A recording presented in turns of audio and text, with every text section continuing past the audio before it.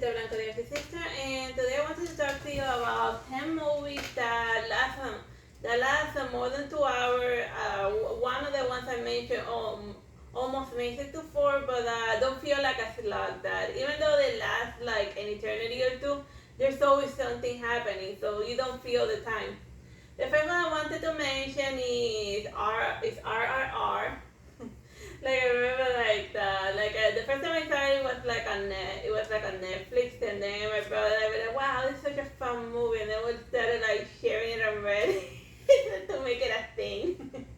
Cause we wanted everyone, like the Bird Box, everyone must watch. We wanted everyone to see this one. So it's like an action musical. Like it's a genre that it appears very often in Bollywood, but not like literally anywhere else. Yeah, can you imagine the Terminator, but it's a musical also? But that would be fun. I would want. I mean, they try to do it with like the last Joker movie, but It's cultural appropriation. If somebody else tries to do it, they're not going to know how to do it correctly. yeah, like in order to do action musical, even when they miss the joy of it, cause even when they gotta sing well. Cause even when this guy was getting tortured, he broke into a musical number. Everyone got just getting whipped in this movie. But yeah, if you're not familiar with RRR, it's about the Indian Revolution. Indian as in people from India. Not what the Westerners call Indians. And the reason for that was that Christopher Columbus, he thought he had made it to India after circumnavigating the globe, but he just ended up in the America instead, because they were searching for a new trade route, because they were tired of like paying taxes. So then they'd be like, well, we know that the world is round, so let's just go this way and maybe we'll make it to India. But they made it to Cuba instead, I think. Was it Cuba? Yeah, it was Cuba. Yeah, they made it to Cuba. So yeah. But I'm getting sidetracked. The point is that the Hindu people are like trying to break free, and each of them going their own way. One by infiltrating the British Army in order to like steal the guns, and the other guy took a more creative method to fighting against oppression. By using a Sioux as a weapon. Yeah, by weaponizing a Sioux. But he ended up falling in love with like a white chick, and he crashes her party. And then everyone be like, "Oh my God, like who the hell do you bring in here?" So yeah, that's a little old timey racism for them to conquer. But and also like the fight scenes are insane. Like literally, like just. I love that they make the British general look like a total badass, and then he instantly dies. Yeah, and by a motorcycle to the. Like it looked like it was gonna be like an awesome. We're spoiling the ending. That's not even the ending. Yeah. More other crazy stuff also happened. But whatever. RR movie. RR, it says Rise, Revolution or something. I forgot. And this one is the shape. I almost said the shape of water. It's Avatar. But it's a water. The shape of water is pretty long. Why isn't it here? Yeah, because I used it for something else. Okay. I don't want to like repeat movie. I meant to put the first one, but I didn't notice that I got like the one for the sequel. Like the sequel's also really long, and like I'm losing, but I like better like the first part. But yeah, you can never go wrong with like Avatar Blue people. Like they really know how to draw like the water well. But it's funny thing, when I first went to like watch the Avatar movies, it's like I know about the Hindu stuff, I tell them, oh, so they're gonna do something with Krishna? That's insane. I never imagined that the guy who made the Terminator was into Hindu religion, but no. It was these blue alien people instead. But for those that don't know, an avatar is it's like a Hindu concept. Like the god descends to planet Earth, and in his spirit inhabits a human body in order to have his little adventures, and then when he dies, he ascends again. So technically, Jesus is an avatar. as well under the Hindu definition of what an avatar is. Well, there is a Hindu god for Jesus in Hindu religion. Like, Yeah. he has like 26 arms. Yeah. which is awesome. Like they're like they're big on hands, but not on feet. Yeah. Imagine if they added that many feet as well. Then it becomes like the centipede people. But yeah, I need to ask my Hindu friends about that. Why is it they have so many hands but not feet? Yeah.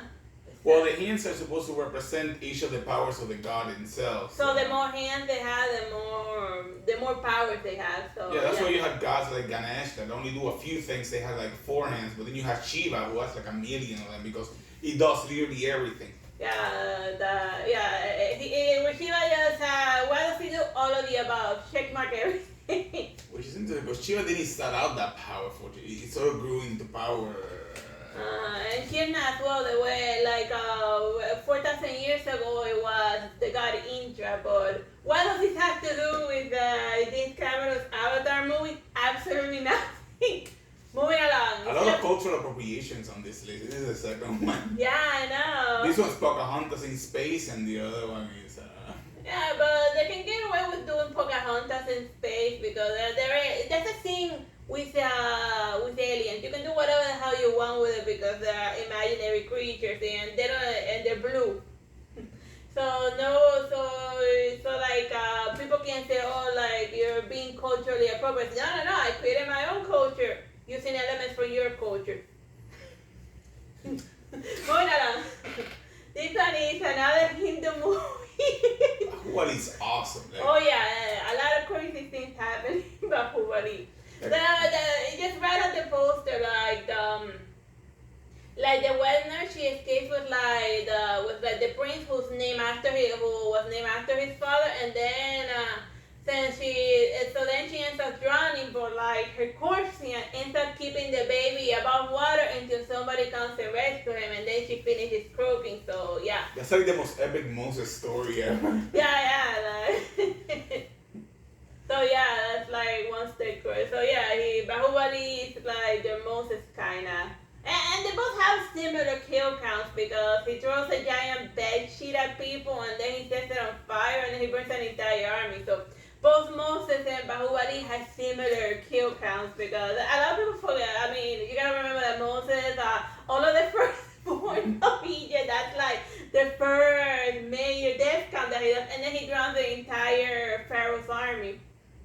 But yeah, like the first part is it introduced Bahubali Jr. and then like in the second part they tell you, oh, yeah, let me tell you about your father, Bahubali Sr. Like buckle up, kid. And then the last 2 movies is just focusing on his father, and then the third one a little bit at the end is just him using all of the things that he learned from like the crazy things they told him about his father. He's trying to apply it to like a war scenario. Oh yeah, a lot of people talk about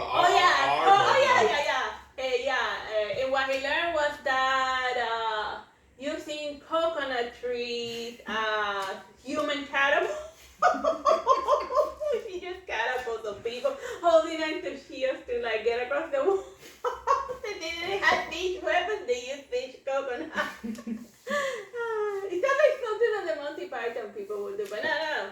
It's a crazy thing. Like a lot of people talk about RRR being crazy or whatever. But they haven't watched it. But Bahubali is like one step above that. But in a fun way. You're gonna, like, the movie lasts like 8 freaking hours, and if you watch a 3 Bahubalis, you're gonna be there for like a week. Because but you're not gonna be bored. But you're not gonna be bored. Like 4 hours. Like each one is like 4 hours of madness. but not boring madness in a good way. But yeah, Bahubali. I think it should be also on Netflix unless they stole it. Oh yeah, Forrest Gump. It's just it's just him telling his life story to whatever person's unfortunate enough to need to get the boss. Whereby fitting him with him. So yeah, I don't know. And then he ends up and they end up putting him in like literally a hell of a lot of important like historical moments, and he meets like a lot of historical dudes.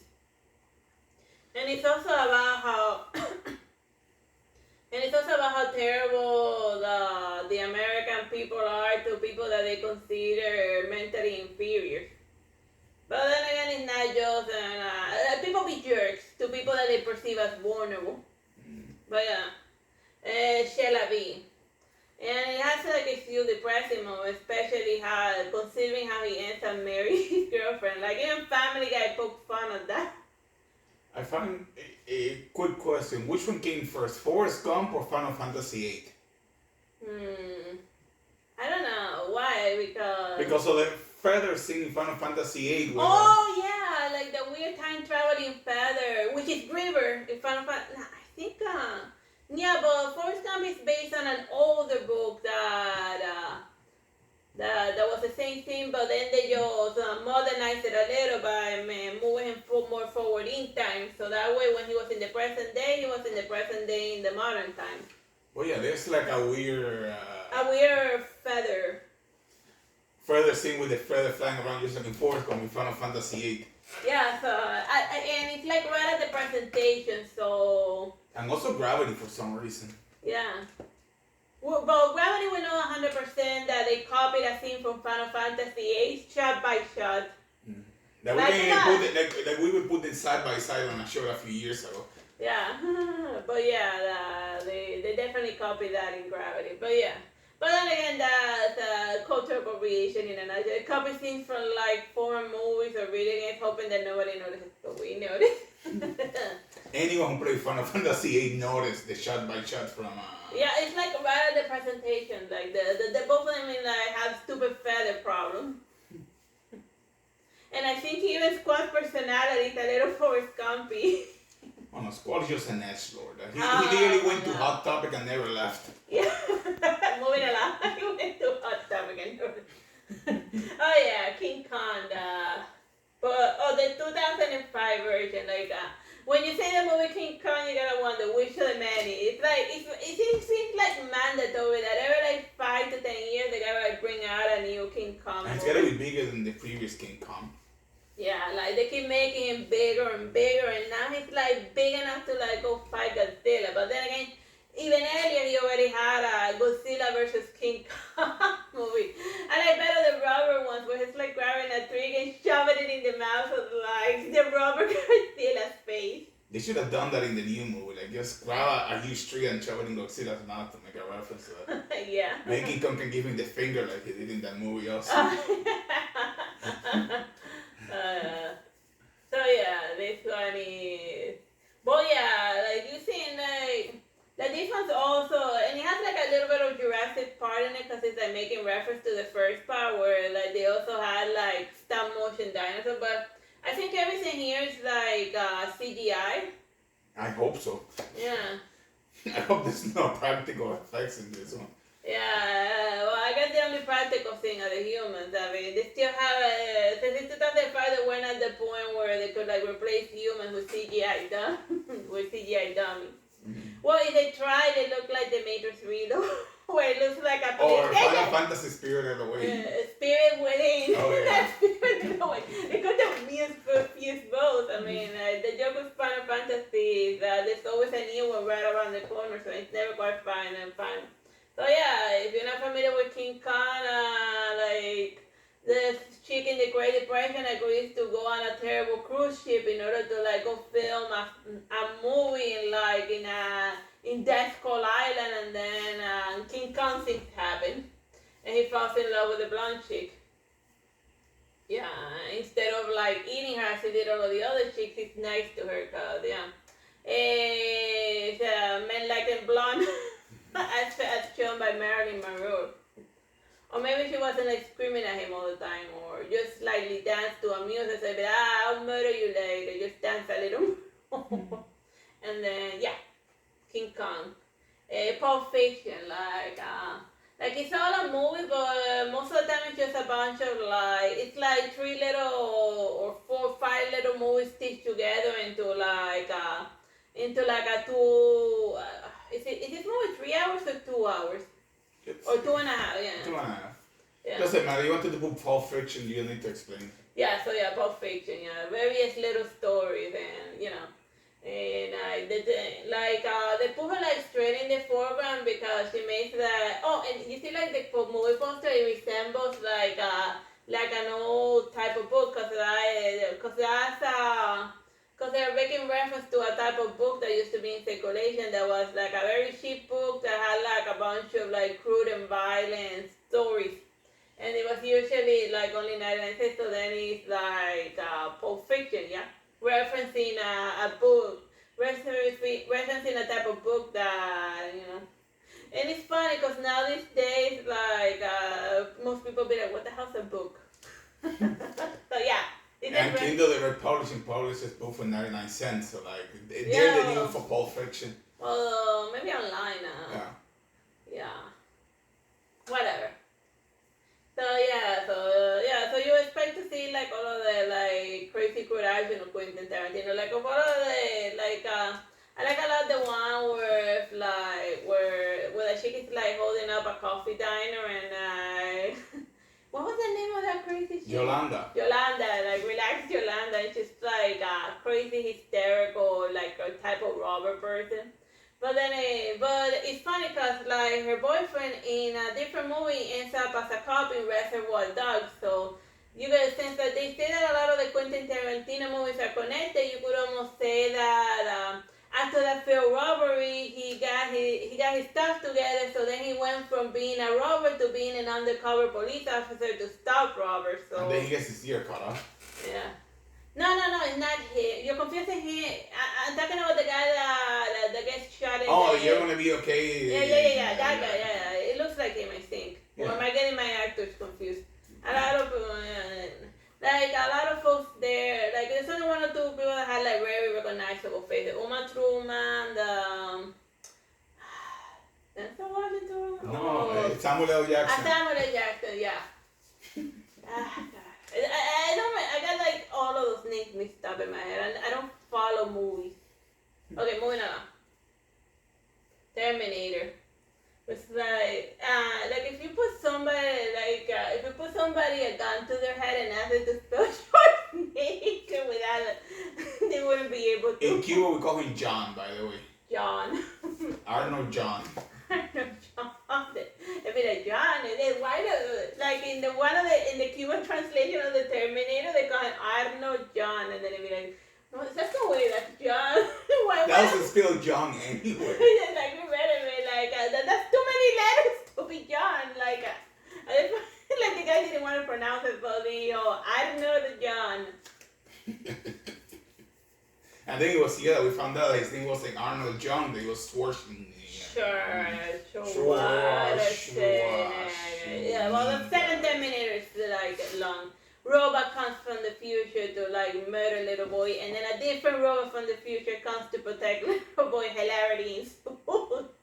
There's a bunch of time traveling robots and caught in a time compression loop. It makes more sense if you play Final Fantasy VIII, because then you get like it's like the Ouroboros situation, like a snake eating its own tail, like then trying to prevent Judgment Day, the other one trying to cause Judgment Day. But with time travel movies, you can like literally do whatever the hell you want. You're sent from the future, whatever the plot demands. Like the last Terminator one, like the Netflix one, it started hilarious, but then for 2 whole episodes, it was just this guy talking to like his stupid robot chick, trying to convince her that why humanity is important, and like all of the reasons that he gave were stupidly awful. It's like taking out of like a one-on-one psychology book. Not psychology, philosophy. Yeah. Like, oh my God, you read Descartes. Congratulations. Ugh. Like first of all, you're like a robot chick who's not like even human. You're not qualified to decide whether humanity should exist. And second of all, like one individual experience shouldn't be used as Tell about it's just a bunch of philosophical mumbo jumbo in order to inflate the book.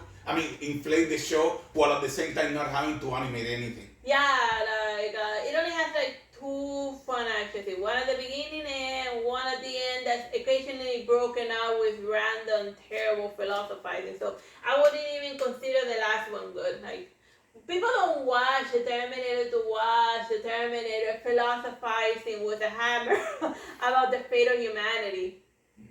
And even with fewer lines, he was able to get the point across. Humans cry and they suffer pain. Yeah, can you imagine Terminator 2 for like half the movie was just Arnold Schwarzenegger in a backdrop talking to a computer about philosophy? Like, people would have stoned out. That was Terminator 3 and people hated it. I remember they did that to give more life to Arnold Schwarzenegger, more positive life, and then nobody could understand it in the theater. And they also did it in like the remake of the first Terminator. Oh, and they gave Sarah Connor uncurable chick cancer and then they removed it. Yeah. Why do they keep giving chicks uncurable chick cancer? Yeah, like that's what like Family Guy called it, incurable. And also like it's terrible that like mouse died. They keep like since it was like the 80s, like mouse died. There was something that like I remember reading a book about it that like a lot of African Americans were like pissed off that they were being used as sacrificial pawns in order to like help like the lighter skinned characters succeed in the movies. And like that, they were telling the others that their life was improved. That's why they were important, because they were a good pawn to sacrifice. And like a lot of like even in the movie Evolution, the other scientist guy be like, dude, I'm in a sci-fi situation and they're gonna eat me out. Like I might not survive this considering what I've seen in all of the sci-fi movies. Like starting like I think even in like the alien movies, like, well then again it's America, they're moving along, they're jerks. But yeah. Oh yeah, this was like a new one. It's The Brutalist, and it came out in the January 23, so it's like new. Oh my god, like this movie was like so freaking long that I'm thankful that they had intermission so I could like get up and like go and go have like go get like some popcorn and like go go do my bare necessities, because like seriously this movie is long. And so yeah, it's about like an architect guy. And then like it also has like some World War II Holocaust survival with them, but they also but they didn't like, but it takes place after that, you know, then coming to America to like try to like you know like restart their life after they lost literally everything. So then like they're running into the same thing we ran into when we came to the US. Yeah, like even his family members like threw him off into the street because the wife of his cousin told him, oh, he was making googly eyes at me, and then he went, oh, awesome. So then what probably happened on screen is that she made googly eyes at him, and since he didn't sleep with her, she told her husband that he did. So then like he probably believed it because maybe it wasn't the first time that the chick had cheated on him, but it was easier for him to throw his cousin away than to like throw his cheating wife out the window. Mm-hmm. But yeah, the point is yeah, like just people being awful, just be like American people being like awful to him, and him developing a terrible heroin addiction, cause like it was the 60s and it was very easy to develop a terrible addiction to literally everything. Plus horrible pain. Cause horrible pain, cause like while he was like trying to get to where his cousin was, he fell off a train and then he took a tree to the face. So yeah, of course he was in a lot of pain, cause you try taking a tree to the face and not being in your face in constant agony. So then like his hobo friend be like, look, I got this thing that's gonna like cure your pain immediately, and you're gonna feel freaking out of it. And like funny, cause like well, not funny, tragic is like heroin was first invented. It was invented by like scientists, and then like being proposed as like a weird curative. But then like they invent the drug, and then afterwards they create the addiction, and then they make it illegal. So man, I guess they just wanted more people to go to fill out the jails. Yeah, basically Ozempic. What's happening with our medication right now? Yeah, like they give you like the first few shots of Ozempic for free, and then afterwards they be like, oh, now you gotta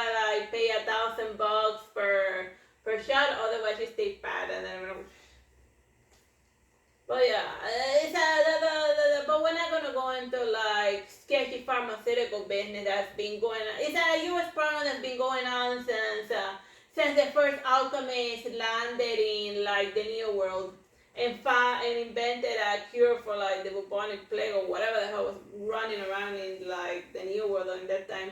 No, it was cholera. Yeah. Or was it yellow fever? Finlay gave the yellow fever cure for free. That's why we don't have yellow fever anymore. Yeah. He literally cured and eradicated a disease from the face of the earth. Yeah, but then, I think it's making a comeback because, like diseases don't stay gone forever. Like I think even polio's like returning in certain parts of other countries. So they don't inoculate for yellow fever anymore? Whatever. I guess it's a more. We're getting started. It's about an architect guy. He makes a cool church, and then like people be. So then when he's like pitching the cool church he wanted to make, because like his patrons have been impressed by like a cool library he made, and then he asked him to make like the most crazy a church, but that's also a gym. But that's also this, but that's also that. What was the patron on, anyways?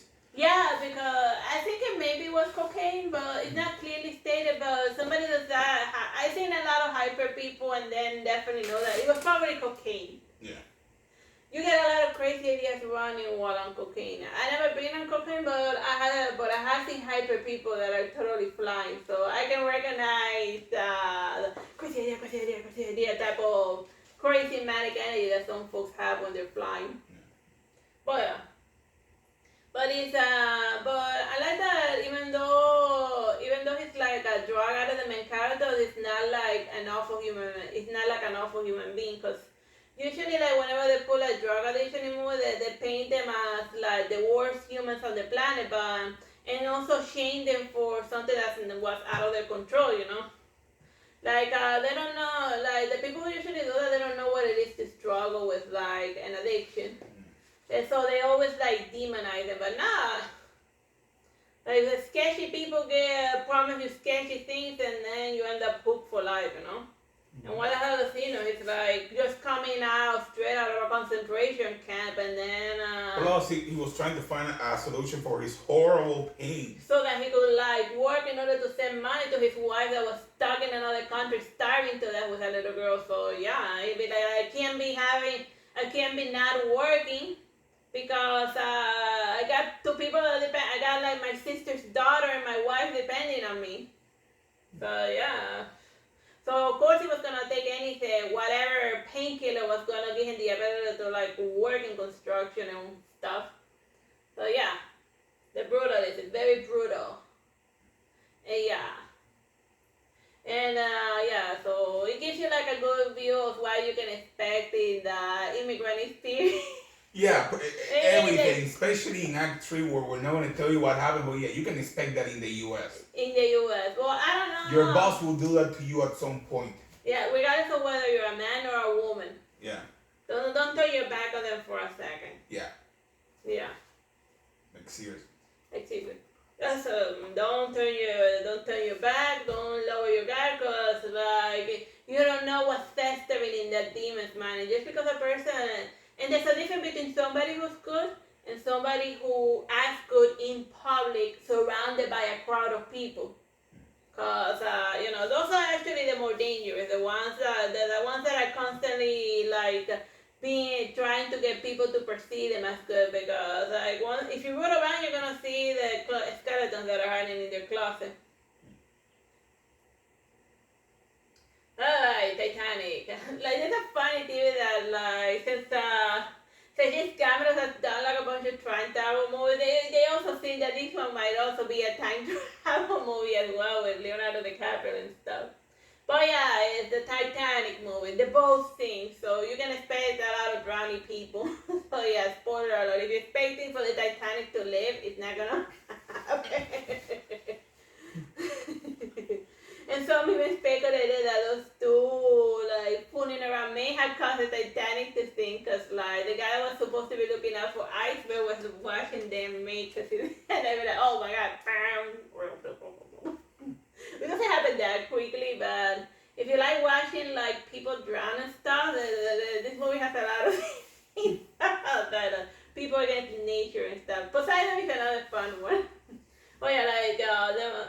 first half of the movie is just happy-go-lucky, and then the second half is just the poor human characters that you came to know for like an hour and a half, just like suffering and dying.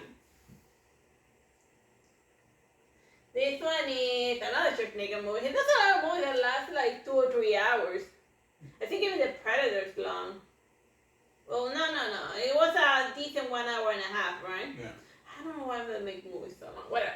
A True Lies. That is what's it called? Schwarzenegger's like a super spy, but his wife doesn't know. And then like one day he starts thinking that she's cheating on him because she perceives him as being a boring person. So then he gives her a little adventure where she gets to play undercover, and then other spies show up, and then they end up getting like in a hostage situation, and then it just, because of all of the lies, it just keeps de-escalating into a crazy action movie. So yeah, it's a lot of fun. I like that movie, especially how he reacts to him thinking that his wife is cheating on him on like with whatchamacallit, with like a car salesperson. And he thinking different ways he wants to murder the guy. So yeah, you may think you're like picking up a lonely housewife, but with a boring husband, but you don't know if it's like if the so-called boring husband is just putting on an ass. He may be like a crazy super spy, and then suddenly you go from almost having an affair to waking up in Guantanamo. Like, we don't know how many poor cheating bastards I ended up there for stupid petty reasons. People still know what Guantanamo is. I don't know. It's just where like the Americans throw like people that they want to torture, but they don't want to like do it in the mainland where it's illegal. So they just take it to Cuba to torture. Yeah. And the Cuban government's like, yeah. Yeah, they're like, yeah. They'll be like, what? I knew where we were. Whatever. Anyway, that's enough for the silly movie the last 2 hours. This was like has a lot